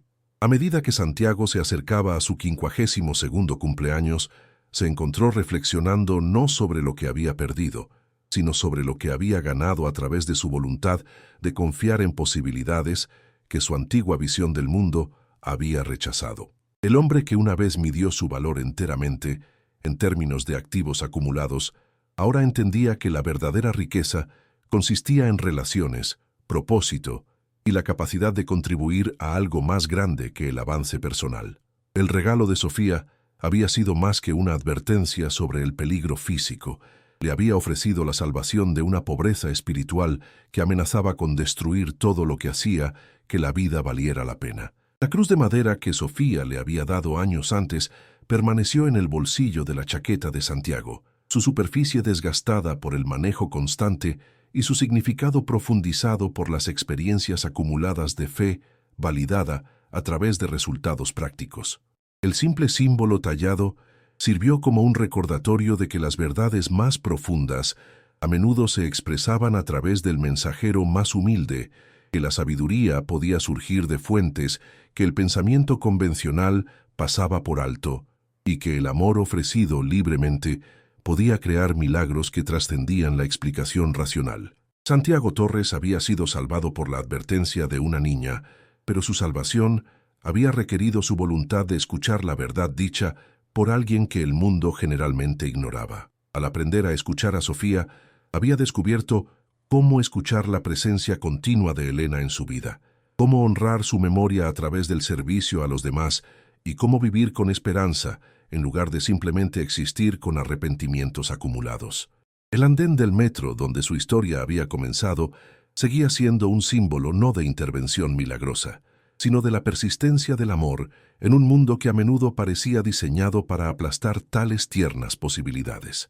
La luz de la mañana que se filtraba por las ventanas del apartamento de Santiago ahora iluminaba un espacio lleno de evidencia de una vida vivida en conexión con los demás. Fotografías de eventos de la fundación, obras de arte creadas por niños, cuyas vidas habían sido tocadas por programas que Sofía había inspirado, cartas de familias cuyas voces habían sido amplificadas por iniciativas que tomaban en serio la sabiduría de los niños.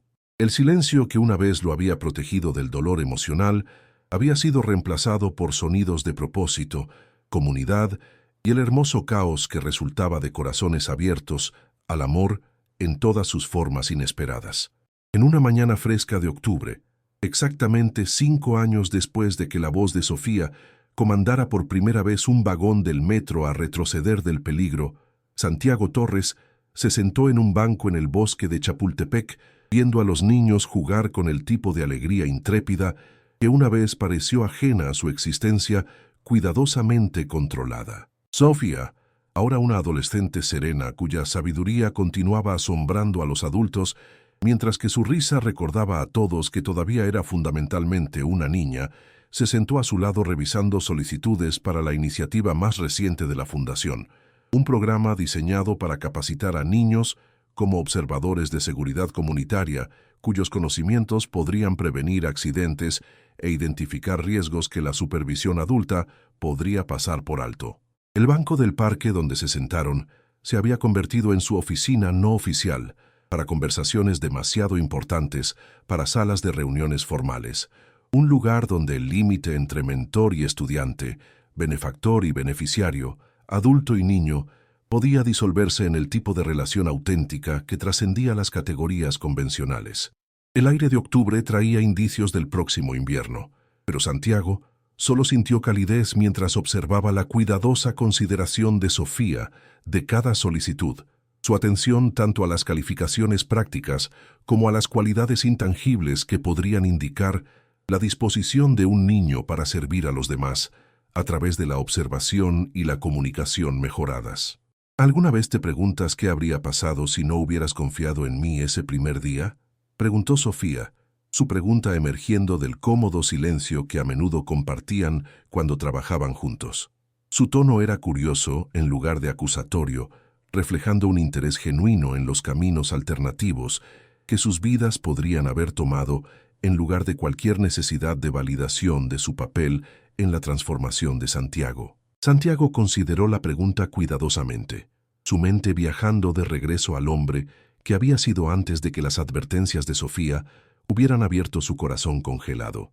Creo que habría permanecido exactamente como estaba, dijo finalmente, su honestidad reflejando la autoconciencia que se había desarrollado a través de años de reflexión y crecimiento. Rico, exitoso y completamente aislado de todo lo que hace que la vida sea significativa. No solo salvaste vidas ese día en el metro, salvaste almas. Sofía asintió pensativamente. Su madura respuesta a sus palabras indicaba cuánto había crecido desde su primer encuentro. Mi madre dice que a veces nos encontramos con personas exactamente cuando más las necesitamos, incluso si no lo reconocemos en ese momento. Ella cree que no fue un accidente que estuviéramos en el mismo tren esa mañana. La mención de la madre de Sofía trajo una sonrisa al rostro de Santiago, ya que su sabiduría y guía práctica se habían convertido en elementos esenciales en su vida durante los últimos 5 años. Su escepticismo inicial sobre sus motivos había evolucionado a una asociación que equilibraba sus impulsos idealistas con evaluaciones realistas de lo que realmente se podía lograr. Ella le había enseñado que el cambio sostenible requería paciencia, persistencia y profundo respeto por las comunidades a las que se servía, lecciones que habían dado forma a cada aspecto del trabajo de la Fundación. Mientras se preparaban para dejar el parque y regresar a sus respectivas responsabilidades, Sofía a sus clases de la tarde, Santiago a una reunión de la Junta donde los miembros de la Fundación revisarían propuestas para expandir programas a otras ciudades, Santiago sintió el peso familiar de la cruz de madera en el bolsillo de su chaqueta. El simple símbolo tallado se había convertido en algo más que un recordatorio del regalo de Sofía. Se había convertido en una representación de la fe restaurada, el propósito descubierto y el amor encontrado en formas que nunca había esperado encontrar. «Sofía», dijo Santiago mientras se levantaban para recoger sus papeles y se dirigían de nuevo hacia la estación Pantitlán, que había sido el lugar de su primer encuentro. «Quiero que sepas que cualquiera que sea el camino que tome tu vida, lo que elijas hacer con tus notables dones, ya has logrado algo milagroso. Has demostrado que el coraje de una persona para decir la verdad, sin importar cuán joven o aparentemente impotente sea, puede cambiarlo todo para aquellos que aprenden a escuchar». La respuesta de Sofía se produjo en forma de un abrazo que transmitió más gratitud y afecto de lo que las palabras podían expresar, un gesto que le recordó a Santiago que las comunicaciones más importantes a menudo trascendían el lenguaje por completo. Mientras caminaban juntos por el parque hacia la entrada del metro, dos figuras separadas por la edad y los antecedentes, pero unidas por su compromiso compartido de proteger y empoderar las voces vulnerables, Santiago sintió la presencia de Elena rodeándolos como una bendición sobre su trabajo continuo. El andén del metro estaba lleno de la mezcla habitual de turistas, viajeros y estudiantes que caracterizaba el viaje de la tarde en la capital. Mientras Santiago y Sofía esperaban su tren, rodeados por el hermoso caos de la vida urbana, él reflexionó sobre cuán profundamente había cambiado su relación con este entorno. Lo que una vez pareció amenazante y abrumador, ahora se sentía como una participación en la gran sinfonía de la experiencia humana. Cada historia individual contribuyendo a una narrativa más grande de lucha, esperanza y conexión. Cuando llegó su tren, Santiago y Sofía encontraron asientos cerca del centro del vagón. Su presencia se sumó a la diversa colección de vidas que compartían temporalmente este viaje subterráneo a través de la oscuridad hacia la luz. Sofía sacó su tarea mientras Santiago revisaba los documentos de la fundación, pero ambos permanecieron alerta a sus compañeros de viaje de la manera que se había convertido en algo natural después de años de comprender que la sabiduría y la advertencia podían surgir de cualquier fuente en cualquier momento. Mientras el tren se movía a través de los túneles debajo de la capital, llevando su carga de sueños y decepciones hacia destinos tanto mundanos como extraordinarios, Santiago Torres sintió la profunda satisfacción que provenía de una vida vivida al servicio de algo más grande que el avance personal. La riqueza que una vez lo había atrapado en el aislamiento ahora fluía hacia iniciativas que creaban condiciones donde el amor podía florecer, donde las voces de los niños podían ser escuchadas y acatadas, donde las comunidades podían ser fortalecidas por la sabiduría que surgía cuando todos los miembros eran valorados independientemente de la edad o el estatus. ¿Y tú, alguna vez has encontrado a alguien pequeño que haya cambiado tu vida de una manera inmensa? Tal vez has descartado las preocupaciones de un niño que luego resultaron proféticas, o quizás has sido testigo del tipo de sabiduría inocente que los adultos a menudo pasan por alto en su prisa por encontrar soluciones prácticas. Cuéntame tu historia en los comentarios a continuación, porque cada voz importa y cada experiencia de gracia inesperada merece ser compartida. Si esta historia ha tocado algo profundo dentro de tu corazón, si el viaje de Santiago y Sofía te ha recordado que los milagros a menudo vienen disfrazados de encuentros ordinarios con personas extraordinarias, por favor, dale un me gusta y suscríbete a este canal.